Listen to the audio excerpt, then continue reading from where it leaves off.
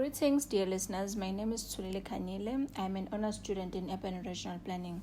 Welcome to my podcast, Disaster Preparedness, Response and Recovery in South Africa. Please feel free to comment and like, and I hope you enjoy this podcast. The interest in this topic is motivated by local environmental problems, climate change threats, and advancing our understanding of disasters and improving society's ability to mitigate, respond to, and recover from these events. The interaction between communities and their surrounding conditions is intensified and altered by the rising exposure of poor urban people to natural disasters. Building urban resilience in the face of climate change therefore requires an awareness of the uncertainties surrounding the evolution of interdependent political, socio-economic, and environmental systems. People are facing environmental risk because of high population load, the failing water resource systems, and the inability to keep up with the demand for infrastructure and services. Concerns about the underdeveloped township areas remain, as do the uncertainties over environmental justice and the capacity of the urban poor to handle possible environmental disasters and threats. The podcast is divided into 4 episodes. In the podcast, I have 2 guest speakers that are going to share their knowledge and opinion about the state of disaster preparedness in South Africa. Who is to blame for the failure to maintain drainage system?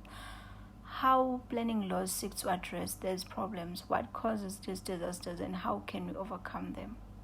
So, what is disaster preparedness, response, and recovery? This topic is about managing risk to communities and the environment, and it has 4 stages: mitigation, preparedness, response, and recovery. Mitigations are actions taken in advance. Sometimes this is referred to as prevention. Examples include having alternative sources of electricity or alternative communication systems in place. Preparedness is about planning, creating, training, educating, and sharing information to prepare communities should an emergency take place. Response is about assistance and intervention during and immediately after emergency. Focuses on saving lives and protecting community assets that include buildings, roads, animals, crops, and infrastructure. Recovery is the coordinated process of supporting emergency affected communities in the reconstruction of physical infrastructure, restoration of emotional, social, economic, and physical well-being. South Africa experiences a range of natural and man-made disasters that include droughts, floodings, wildfires, and severe storms. South Africa is prone to periodic droughts, particularly in the regions such as Western Cape, Eastern Cape, and Northern Cape. These droughts have significant impact on the agricultural, water resources, and the overall economy. Part of South Africa, especially in the low-lying areas and informal settlements, are prone to flooding during heavy rains.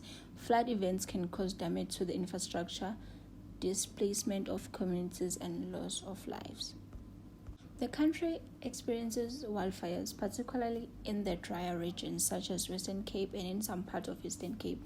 These fires can have devastating effects on natural habitats, property, and sometimes lead to loss of life as well. The last one, thunderstorms, hailstorms, and strong winds can occur in various parts of South Africa, causing damage to property and infrastructure as well. And these storms can also result in flash floods and landslides. The main causes of disasters include rapid urbanization and inadequate housing infrastructure, which has resulted in the growth of informal settlements, which are often located in risky areas such as floodplains or steep slopes, making them vulnerable to flooding and landslides. Another cause is insufficient or poorly maintained infrastructure, such as dams, levees, drainage system, which can worsen the impact of natural hazards and increase the vulnerability of the communities.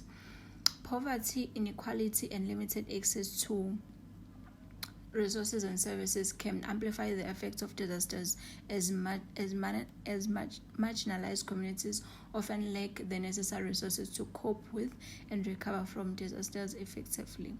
Uncontrolled logging and land clearing for agriculture can lead to soil erosion, increased runoff, and decreased water retention capacity, increasing the risk of flooding and landslides. Thank you for listening. That was all for today. Please stay tuned for the next episode on disaster preparedness.